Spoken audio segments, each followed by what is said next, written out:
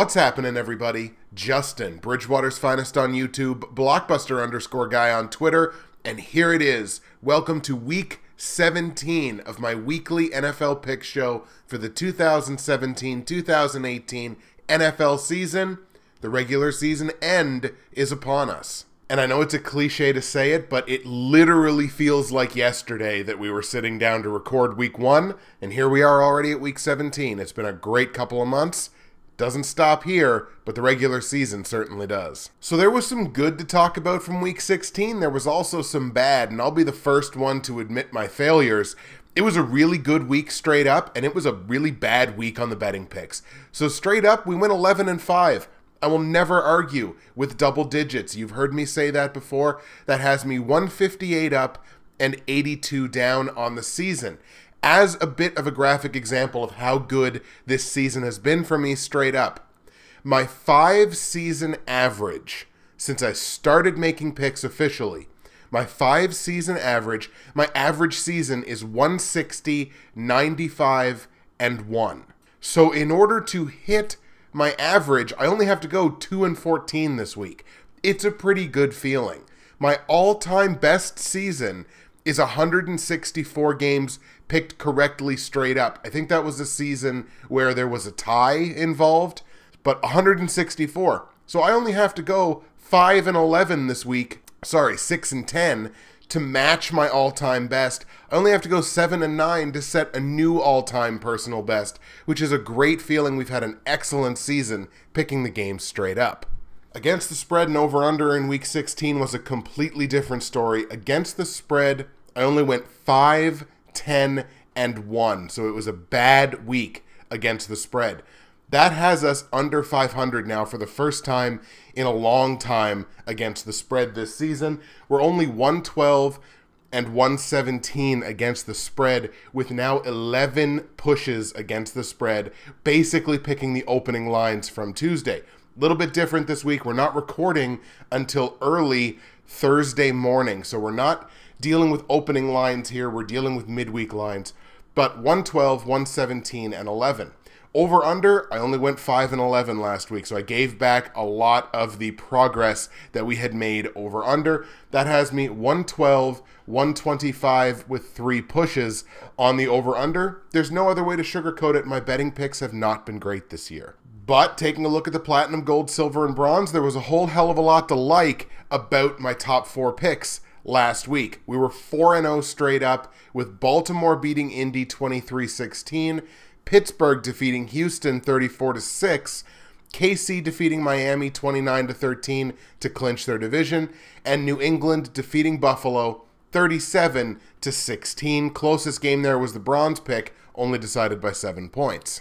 And we were 3-1 against the spread, so that was a really good week against the spread in these picks. We got Indianapolis plus 14, Pittsburgh minus 9.5, and Kansas City minus 10. The only one that we missed was the Buffalo-New England game in the platinum pick. I told you to go Buffalo plus 11.5. They don't cover that. They lose the game by 21, 3 full touchdowns. So you know what? It was my fault for not strictly picking New England and cover like a lot of people will do. Over-under, swing and a miss. We went 0-4 on the over-under, which is, again, part of a microcosm of how my week went over-under last week. I told you to go over 41 in Baltimore, Indy. They get to 39. It's just going to be one of those weeks. Told you to go over 44 in Pittsburgh, Houston. They get to 40. Told you to go over 43.5 in KC, Miami. They only get to 42. So again, it's just going to be one of those weeks. And I told you to stay under 47 in New England, Buffalo, and they get to, what's that, quick math, 53. So again, New England, Buffalo was the one that I missed by the most, but there's 2 there that I only missed by like 2 points. So Vegas was very good with setting their opening lines. Taking a look at the Bridgewater's Finest and HATBOX Pick'em pools for Season 6 of my show and Year 4 of HATBOX's pool. In the Bridgewater's Finest pool, I sit in 5th place now out of 35 managers, 1,396 out of 1,930 possible confidence points. That's a clip of 72%, which in any other season would be a championship clip. And in week 16, I brought in 112 out of 136 possible confidence points. That's a clip of 82%, so it was a very successful week for us in week 16. Not successful enough. Shout out to our week 16 winner, Teddy Ted, who I've called his name many times throughout the past 6 years doing this. I think he might have even won my league one year. Teddy Ted went 14-2 in week 16. And with that 14-2, had an all-time successful week of 131 out of 136 possible confidence points. That's a clip of 96%, and in a 16-game week, you can't do much better than that. More Than a Thielen remains our overall leader, 166 up, 74 down, with no ties, obviously. 1,441 out of 1,930 possible confidence points. That's a clip of 75%. Our top 5 are now separated by 45 points exactly. That spread is up 9 points from the end of last week. So the rich got richer in week 16. A lot of work to do for everyone that's behind More Than a Thielen. Let me put it to you this way. After this week, there will only be 120 confidence points left to be gained in the playoffs. So look, we're looking at 256 between what's in week 17 and what's in the entirety of the playoffs, including the Super Bowl. So in that framework, like the person that's in 5th place, look at that, it's me, I have to gain 46 points on More Than a Thielen if I want to win this thing. So it's very small margin for error moving forward. In the HATBOX pool, I sit tied for 6th place out of 39 managers with my 158 straight up wins in the 240 NFL games played so far this season. That is a clip of 66%, which would be, again, an all-time great clip for me personally. In week 16, I brought in 11 of the 16 games correctly. That's a clip of 69%, so a little bit higher. Shout out to our week 16 winners, and we've got 2 of them, Michael Marriott, whose name I've called a few times, and Bubsy, who I don't believe I've called this season. They both went 14-2 in week 16, 14 of the 16 games correct, a clip of 88%. RellEaglesFly remains our overall leader, 166 straight up games picked correctly in the 240 NFL games this season. That's a clip of 69%, and it's right where you want to be picking games straight up. Our top 10 still separated by 9 wins. We've only got 16 games plus the playoffs to go to make up that gap of 9 games. It's a difficult task, but it's not impossible.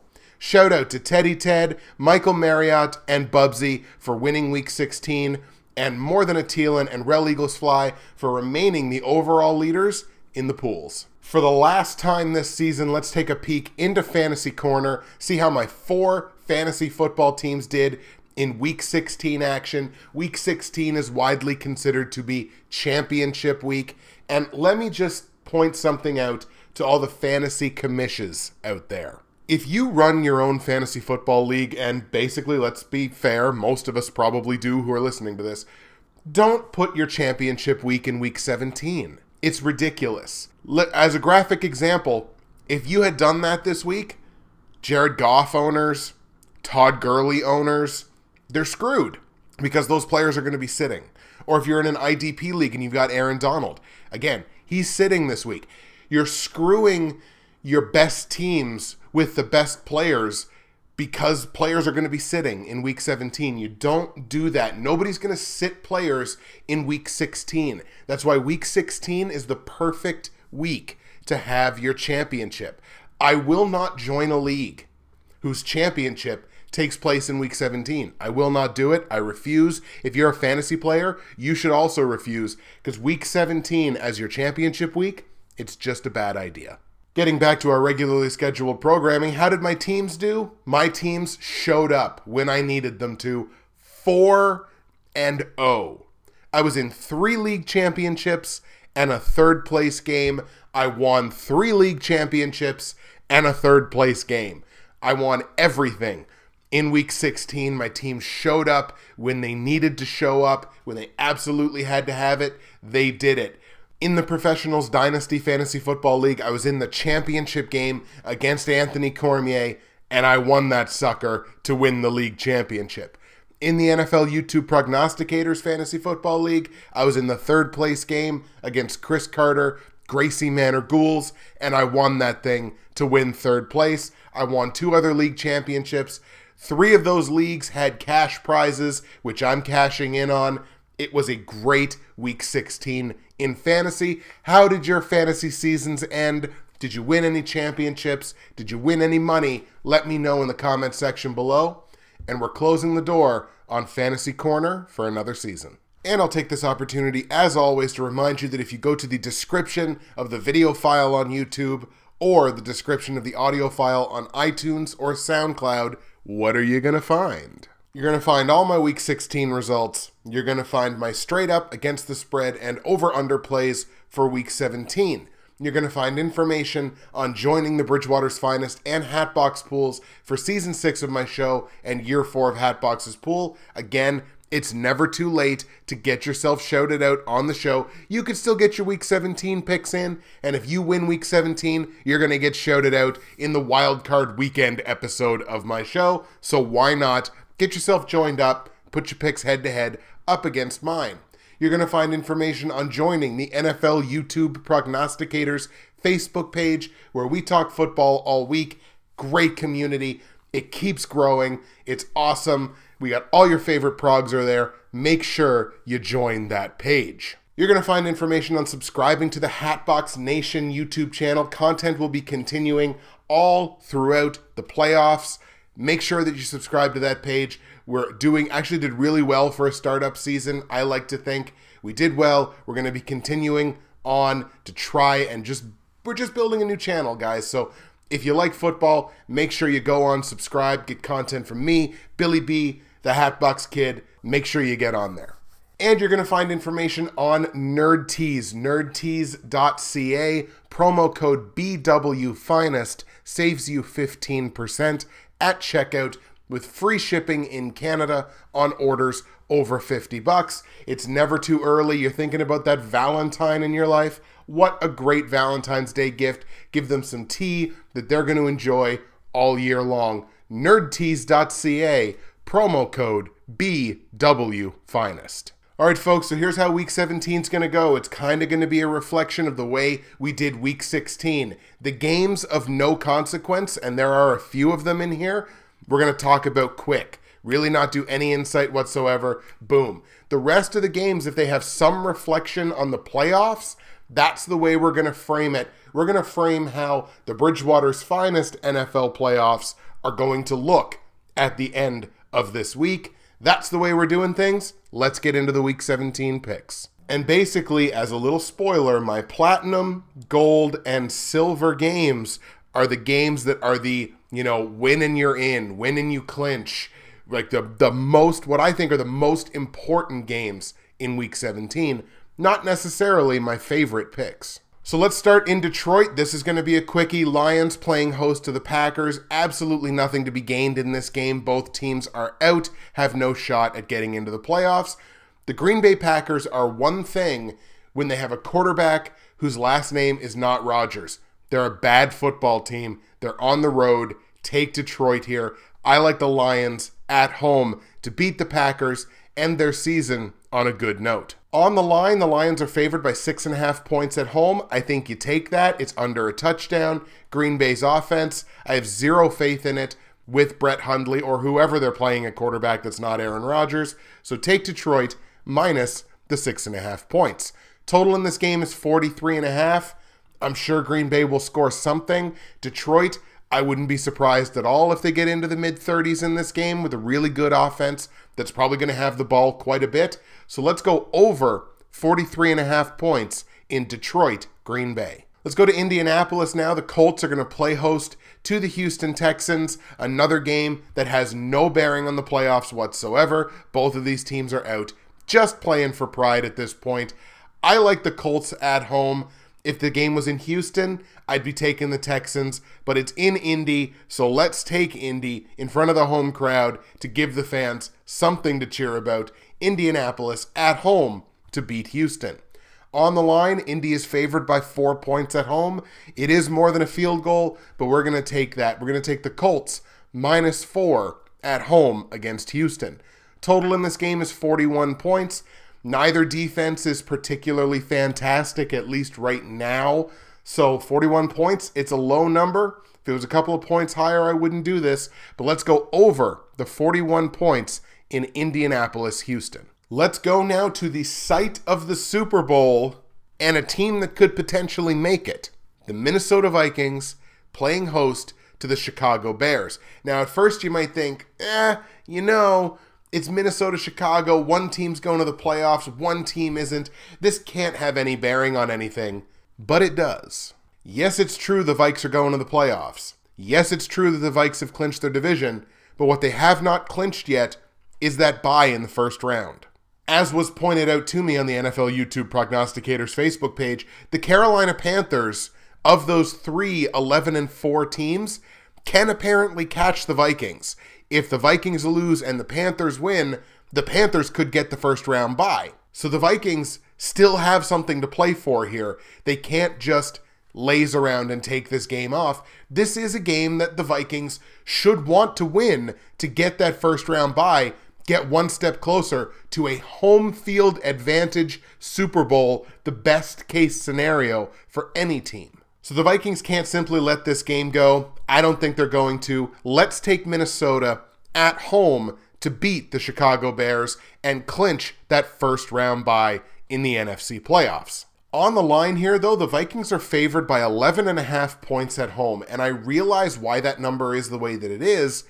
It's worth pointing out, if Minnesota gets out to, a couple of touchdown lead in this game, they could sit their starters in the second half, at least for the start of the second half. This reeks to me of a backdoor cover for the Chicago Bears. So let's take Chicago plus 11.5 at Minnesota, because I don't look at this game like it's going to be a blowout. So let's take Chicago plus 11.5. Total in this game is 39.5 points. It's a super low total, but man, that Minnesota defense is incredible. So let's take under on that. Let's go under the 39.5 points in Minnesota-Chicago. Let's go to New York now. NFC East matchup, Giants and Redskins. Nothing on the line here. Neither team going to the playoffs. Giants at home, but my God, what a dumpster fire this team has been. Landon Collins is now done for the year. Eli Apple they just suspended, and he's had a down season. There was that whole Eli Apple is a cancer in this locker room. Like, oh my God. Like, is that just a scenario where you have to tear the whole thing down, trade Odell Beckham for the world, and build again? And that, oh boy, who knows? It's possible. Anyways, I don't think they trade OBJ. That's just brain droppings. We're going to take Washington here because top to bottom, Redskins are a better team, certainly right now. Even though they're on the road, let's take the Redskins on the road to beat the Giants.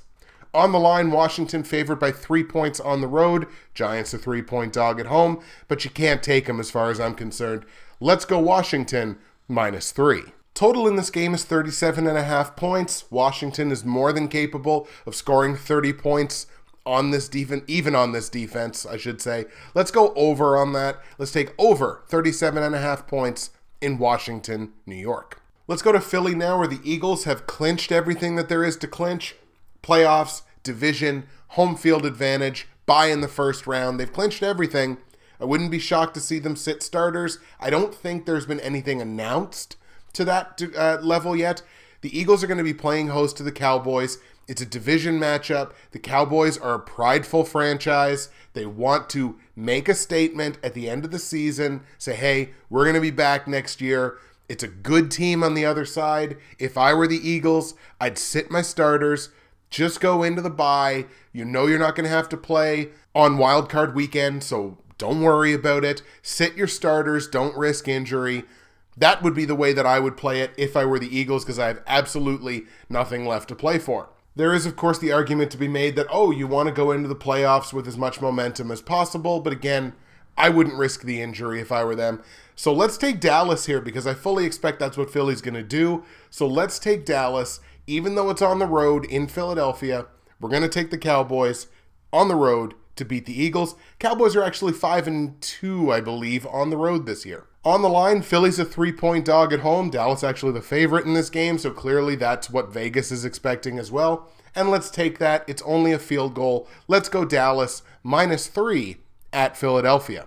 Total in this game is 39.5 points. I think we go over on that because I think the Eagles, even with their backups, are going to score points on a Dallas defense that I've not been convinced about all season long. Dallas is going to score more. Let's go over 39.5 points in Dallas, Philly. Let's go to Pittsburgh now, where the Steelers are going to play host to the Browns and poor Cleveland. Again, I said last week in Week 16 that was going to be their best shot to not be an 0-16 team, and they're going to be an 0-16 team because not only do they have to play the Steelers, but they're playing the Steelers who still have something to play for. They still have a shot at getting home field advantage. They've already got the bye, and they got the bye wrapped up, but they have a shot at home field advantage, and that is huge for the Steelers. The Steelers have to win and hope that the Jets upset the Patriots, but still with something to play for. Steelers are going to be in this game right from the get-go, and that is bad news for the poor Cleveland Browns, who will go 0-16. I like the Steelers at home to beat Cleveland. On the line, Pittsburgh's favored by 11 points at home, and I think they cover it. I think they dominate the Browns in this game. So let's go Pittsburgh -11. Total in this game is 38 points. Pittsburgh might clear that on their own, so we're going to go over 38 points in Pittsburgh, Cleveland. But, of course, it's worth pointing out in that one, if the Steelers happen to notice that, hey, the Patriots are just destroying the Jets right now, no way the Jets are going to come back, Pittsburgh may rest starters in the second half, which could lead to a backdoor cover for the Browns. That possibility obviously does exist. I feel really good about that over. Maybe watch that line, but I still like Pittsburgh -11. Let's go to Atlanta now for one of the more intriguing games of the week. Falcons playing host to the Panthers. So, it's intriguing because it's a division matchup, of course. It's intriguing for Atlanta because it's a win and you're in. If they win their game, they're in the playoffs. It's intriguing for the Panthers because if they win and somehow Minnesota loses to Chicago, hey, bingo bango, Carolina's got a bye week. And don't think for 1 second that a Ron Rivera-led team doesn't have that on their mind. Both teams are coming into this thing highly motivated. Both teams must feel like they need a win. Atlanta has to feel that a little bit more because they know if they lose, the door is open. But because of that desperation, the Panthers are actually in the driver's seat here. They know they're already in. They know if they win, they're probably going to have a great chance to maybe get a home game, or maybe not have to play the Saints, who are also already in.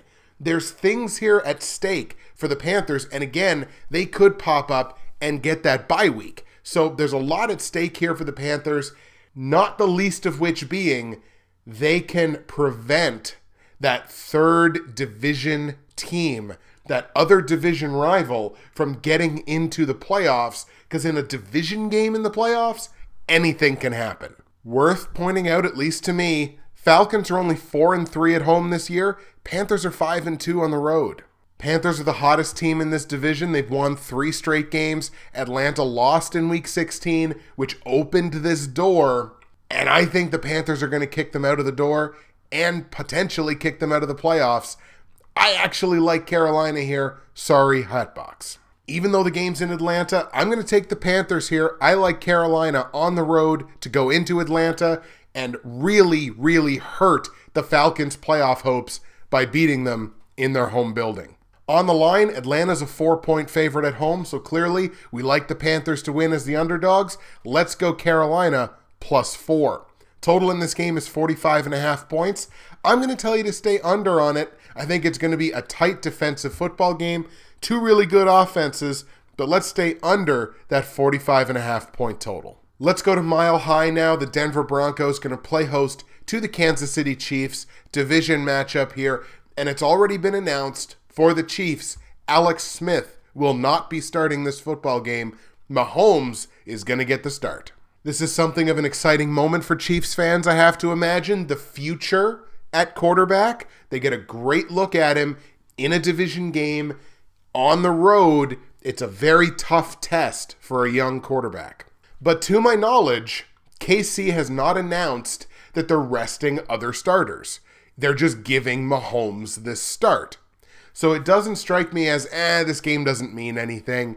This game clearly does mean something to the Chiefs, or else, look, they'd be sitting Kareem Hunt, they'd be sitting Tyreek Hill, and to my knowledge, they're not doing that. I certainly don't think the Chiefs want to go into the playoffs on a losing note, because obviously they're not going to get a bye through the first round. They're going to have to play on wildcard weekend. If they win the game, great chance they get to play their game at home, which does make a difference for the Chiefs.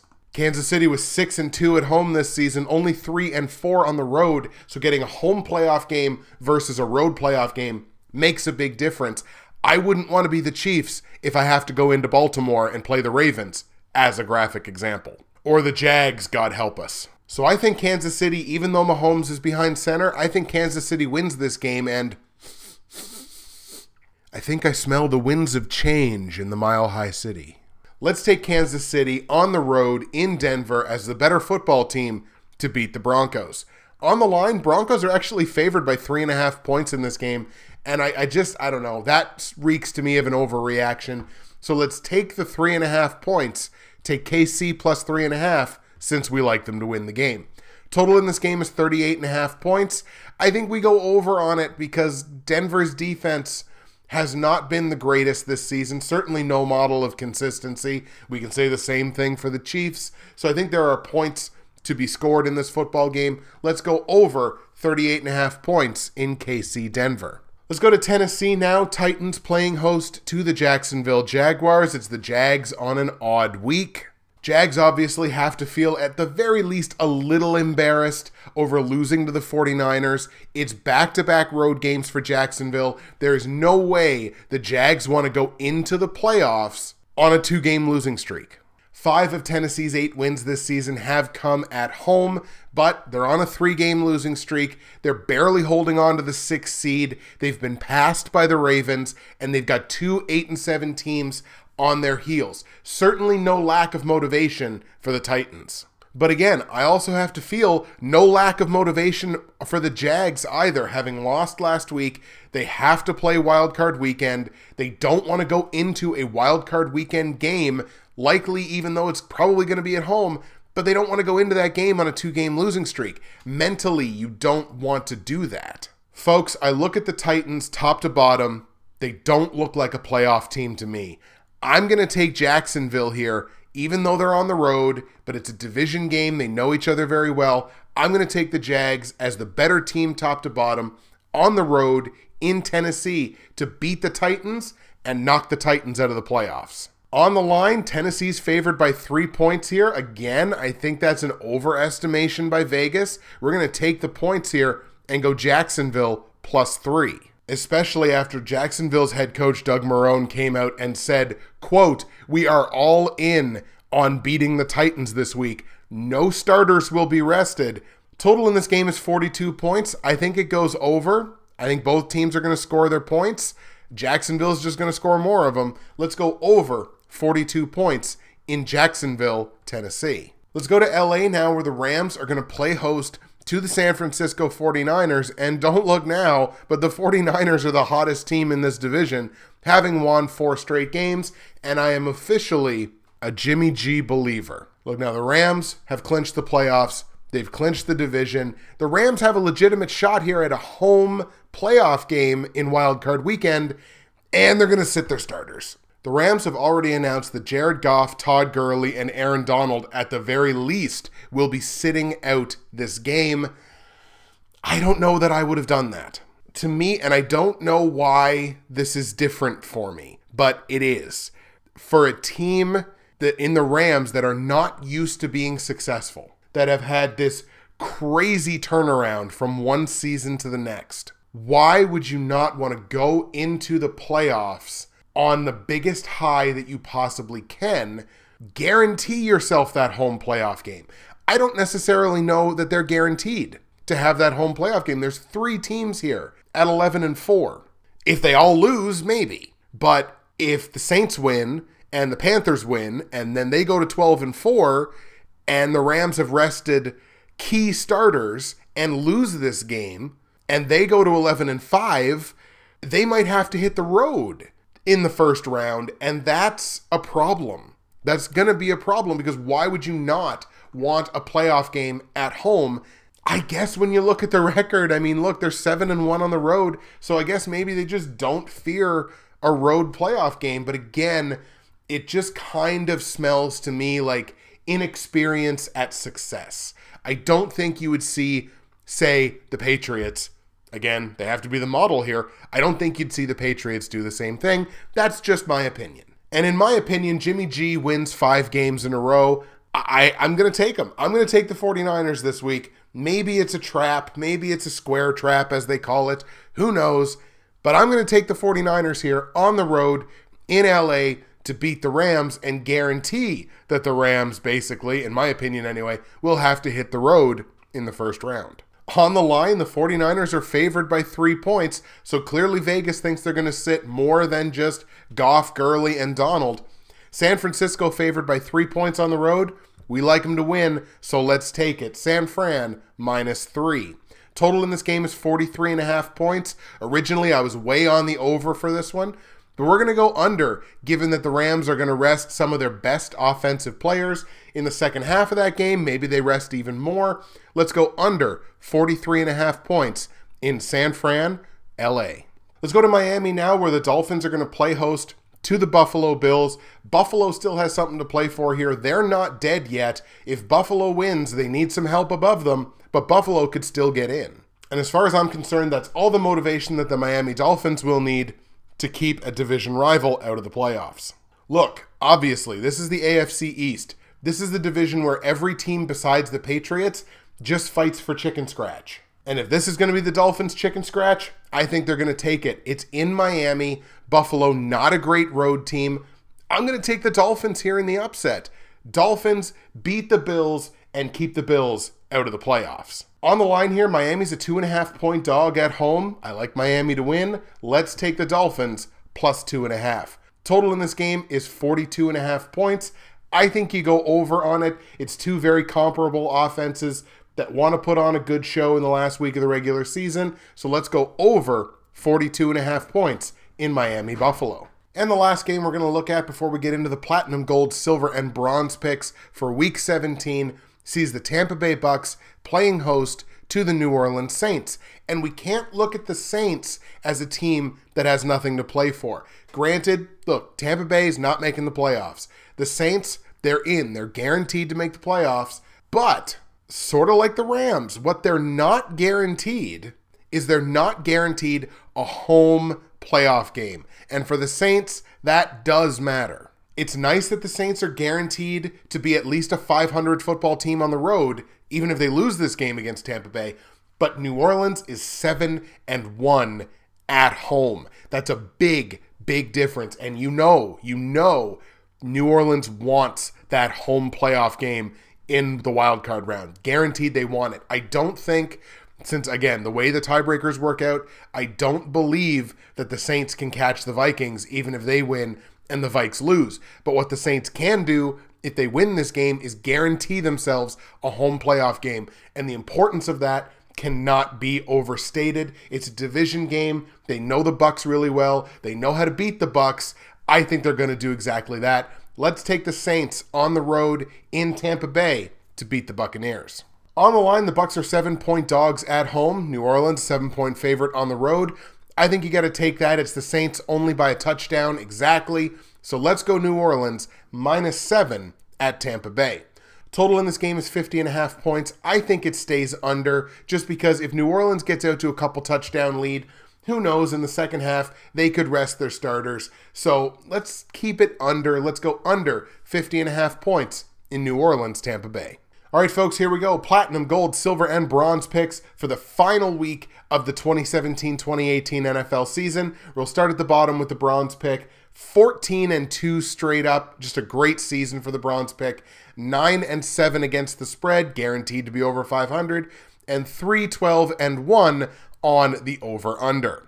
And again, there's a huge chunk of my difference in the over-under right there. Like, that's 9 games under 500. If I evened those out, got 5 of them, that would have me, 117 and 120. I'd be right there for getting over 500, but that's a huge chunk of my losses right there. The bronze pick sees the New England Patriots at home taking on the New York Jets. Patriots, something to play for at home. They are still playing, of course, for guaranteed home field advantage throughout the AFC playoffs.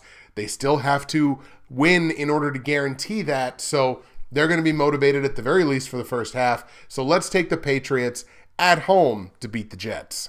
On the line, Patriots are favored by 15.5 points, and this is kind of the same as the Minnesota-Chicago game. I expect this to be a backdoor cover. New England gets out to a big lead, sits some of the starters.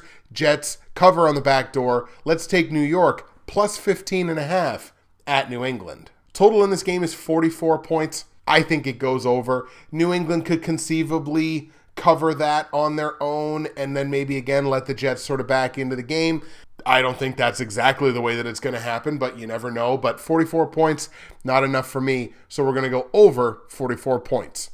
Patriots straight up, Jets plus 15.5 on the line, over 44 points. That is your bronze pick. My silver pick, where I'm 13-3 straight up, 12-4 against the spread, and 6-10 on the over-under, sees the Los Angeles Chargers at home taking on the Oakland Raiders. And for the Chargers, it's very simple. They have to win. They have to hope Tennessee loses. I have Tennessee losing that football game, and I've got the Chargers winning this one. At home, Chargers beat the Raiders, and via the Tennessee loss, the Chargers make the playoffs. So we're going to take Los Angeles at home to beat the Raiders. On the line, Chargers are favored by 8 points at home. That's too many for me. We went with the Oakland underdog side last week and pushed on it exactly because of the stupid shenanigans at the end of the game. We're going to do it one more time. We're going to go Oakland plus 8 at the Chargers because, look, it's certainly conceivable that Oakland wins this game. So let's definitely take the 8 points, Oakland plus 8. Total in this game is only 42 points. Honestly, I think it stays under. I think you have a very, very low-scoring football game. Maybe something like even a 14-10 or a 20-14 or something like that. But I think Oakland covers and we stay under the 42 points. Chargers win straight up. Oakland plus 8 on the line, under 42 points. That is your silver pick. My gold pick, where I'm 12-4 straight up, 8-8 against the spread, and 9-7 on the over-under, sees the Seattle Seahawks at home playing host to the Arizona Cardinals. And if you've been listening closely, you know that I have the Falcons losing their game to drop down to 9-7 to finish the season. That opens the door for the Seattle Seahawks to get in as the number 6 seed at 10-6. It's a division game. It's an inferior opponent. Look, Arizona's going to try to play up to this game. Arizona wants to win this football game just for the sake of saying, we didn't let you in. We didn't roll over. This is going to be a competitive football game. This is going to be tough, hard-nosed NFC West football. I'm going to take the Seahawks. They're at home.